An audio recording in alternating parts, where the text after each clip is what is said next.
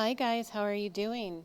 So I think I'm going to start a new series on this channel, and I'm going to title it Imperfectly or wait, Imperf wait, yeah, Imperfectly Imperfect or Perfectly Imperfect.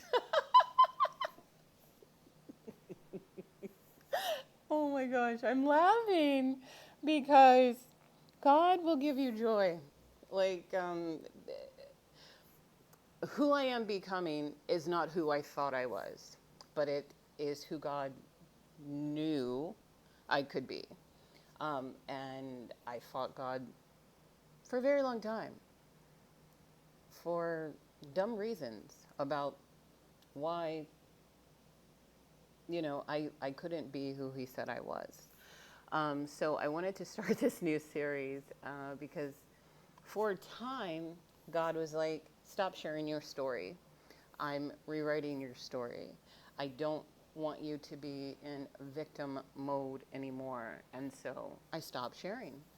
And now God is like, you need to start sharing your story. Share your story, share your story. And so I am going to start this series with what I think is going to be really powerful for other people. I tell people all the time that I don't look like my testimony. Um, your girl, meaning me, has been through a lot. And I would love to say that I had a soft life and that I didn't have to go through things that have left me scarred. God didn't have to heal serious issues within myself from situations that I placed myself in. I'm fully accountable for the actions that I took in the past, which led me into the situations which left me scarred. Um, and so, as I said on previous videos, laugh at my pain. Why? Because I want God to use the dark colors of my life to give light to other people. So let me begin. So who else is a mom out there? Raise your hand, raise your hand. It's okay, it's okay. I know a lot of people like to make fun of moms, especially in this day and age. But being a mother is one of the greatest callings of my life. Um, and my daughter is one of the greatest gifts of my life. However, just like Abraham had to place his son on the altar, I had a similar experience with that. The enemy will use any and everything to try to break you, to try to stop you, to try to place you in bondage, to try to make you a slave, to try to bring hurt and pain to you. And how many of us out there that are parents, you don't just have to be a mother, you can be a father as well. How many of us out there that are parents know that when the enemy messes with our children, it hits us in a very deep place? However, as you guys know, one of my favorite sentences is, but God, period. And God brought to my remembrance in the story of Joseph, how Joseph, when he finally got to the palace and his brothers came before him, Joseph said a statement of wisdom, full of love, full of facts, and full of forgiveness. He said to them, what you meant for harm, God used it for my good. And as a mother, I thought that if I ever lost my child, that I wouldn't be able to function. And those of you that know my story, because I'm fairly open with it, you know that I went through a divorce. And it wasn't one of those, walk in the park kind of divorces. It was one of those ugly, get down in the mud, nobody is going to be able to recognize Christ in either of us. We are going to fight it out. And because we didn't have a lot of resources, the only thing that we had to fight over was our daughter. And I have repented for how I behaved during that time. I'm not going to make excuses for my behavior during that time. It was a very ugly time of my life, full of pain, full of regret, full of shame. And, we were gifted this beautiful daughter. I'm talking about the kind of child that when she was 3 years old, I would take her places with me, and she had grown up friends. My daughter had grown up friends, people that would come up to me as her mother and would say, I had the best conversation with your daughter. And I knew that I had the best conversations with my daughter because I never treated her like she was stupid. You know what I mean? Like a lot of people treat children like they're dumb.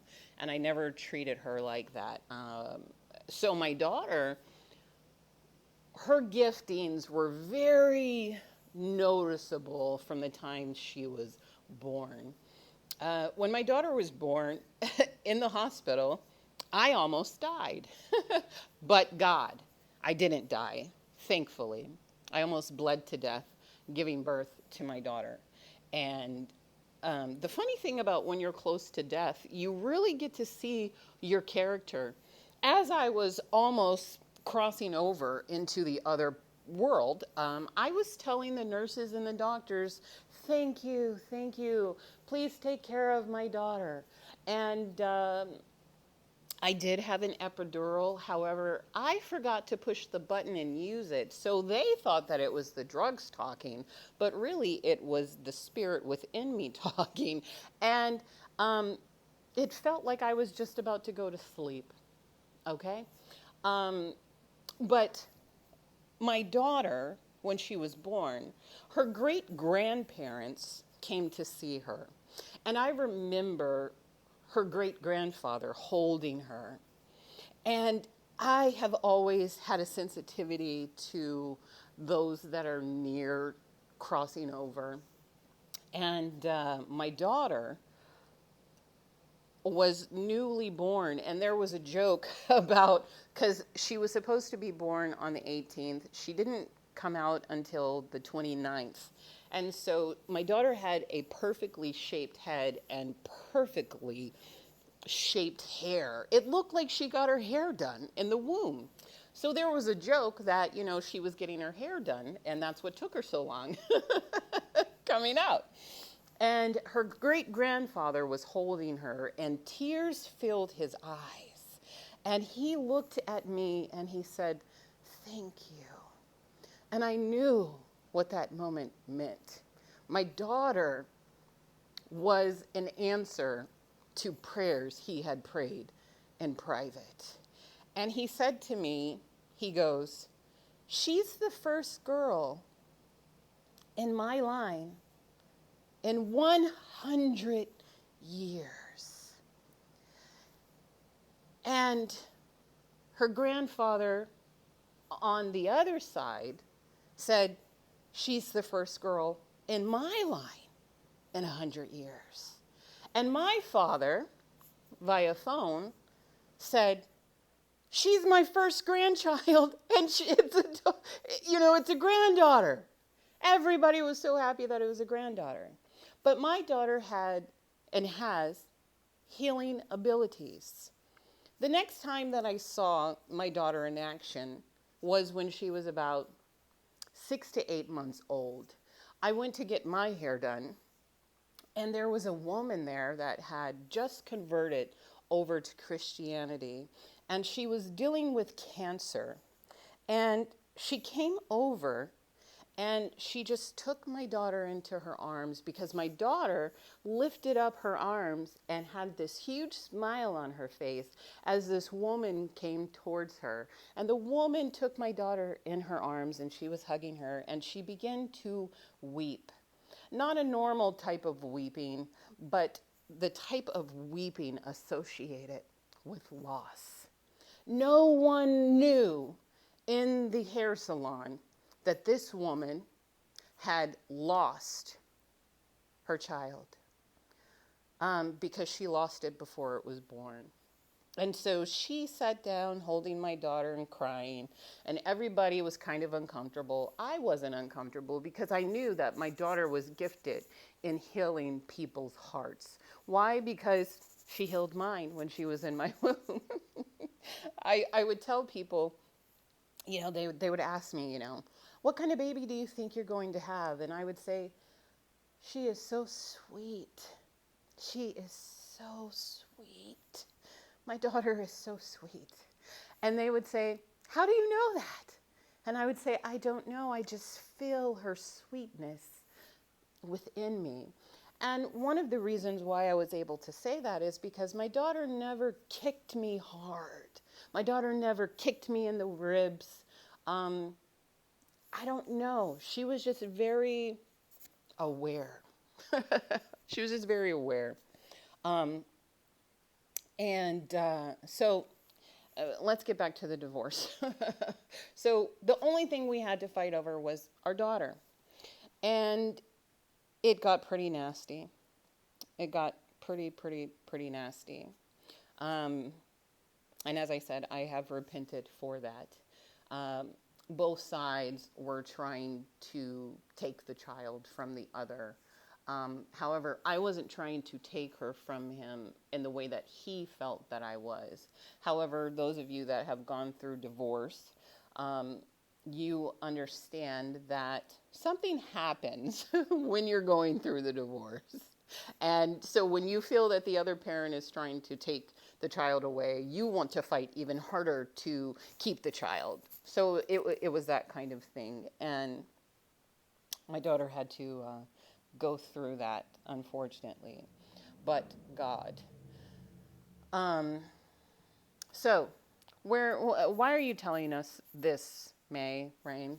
I'm telling you this because a year ago to this date, my daughter decided to move out and go and be with her father full time.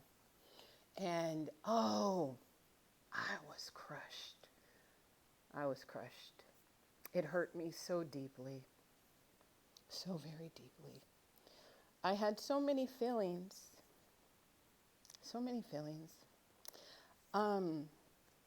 But I remember in that very moment, God spoke to me and he said, let her go. Let her go. And his lawyer, my ex-husband's lawyer, is not a nice person. Many people hate her because she's the type of divorce lawyer that takes pleasure in wounding the other party, really hurting them in very wicked ways. I'm going to give you a picture of this woman. On the day of the divorce, where the judge basically announces that the marriage is no more, my ex-husband and I were sitting. Okay, I'm not going to get emotional, but it's so evil, this woman. We're sitting there waiting for paperwork or something, and we're not talking to each other because we both pretty much felt the same way. Even if you know that the marriage is over, those of you that have gone through divorce, when it becomes final, you have a feeling of death, sadness, sorrow. And this woman came over and sat right in between us because we had, space. We didn't want to be close on the bench. We had space. But we had to sit there and wait for paperwork or something. So this evil attorney came and sat in the midst of us. And this is what she says. She goes, I am so happy that I have my husband. We're going out to dinner tonight. Um, you know, and she began to kind of mock me as a woman for uh, the divorce. And then she went on to mock me as a mother, because she was talking about how her child was coming home that weekend, and she was so happy that they get to be a family, and that she gets to be a mother and have her child that weekend. And she knew that I wasn't going to have my child that weekend. And I just had to kind of sit there and take it. But that's the kind of character that woman had. So when my daughter announced that she was moving out, the court gives paperwork on these are the mother's days and these are the father's days, and both of you have to follow it. And if ever something happens, the other parent can go to the court in order to rectify the agreement. So my daughter, it's been a year now.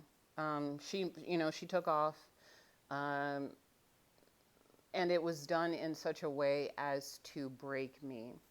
I received email messages. Actually, I got a phone call from that nasty lawyer. And the first thing she says to me was, "You lost your daughter for good." And the Spirit of the Lord came over me because she's such a nasty person. And the Spirit of the Lord spoke out from in me and told that demon, I will never lose my child. Even though she might not live with me, even though she might have picked her father to go and live with full time, even though there are things that are trying to separate the mother from the child that's going on in the background, I will never lose my daughter. And again, she wanted to mock me as a mother because she takes pleasure in mothers especially losing their children. And so, she was, saying some pretty hateful things. I'm dealing with, should I, fight for, my daughter to stay, or should I just, what should I do? And so I get off the phone with her and I go to pray, and God says, let her go. And I break down in tears, because those of you that have gone through divorce, or maybe not even divorce, but you have situations with your child where you're not getting along, and it makes you feel a certain type of way. And I just began to cry out to Daddy, and I said, Lord, they're taking my kid. They're taking my daughter away from me. And God spoke to me and he said, that's impossible. And he reminded me that when I gave birth to her, I fought for her to have the same initials as me, because I wanted to give her a necklace one day, because I'm dramatic like that. I wanted to give her a necklace with our initials on it and explain to her, you and I will never be apart, because whenever you feel alone or whenever you're going through hard times, all you have to do is look at your name and know that your mother loves you. And, we went through it where she wasn't talking to me, and God said to let it go.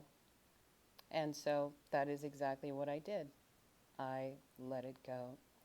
And it was around that time where God called me out of my solitude, my isolation. And I began to join other groups. And within those groups, I found women who were going through the same thing as me with their children, different ages, different things happening. Um, and they were going through things that I was going through. And we found strength in each other. We found strength in each other. This is going to have a part two. I didn't realize that this was going to be as long as it is, but obviously this will have a part two. I will be back.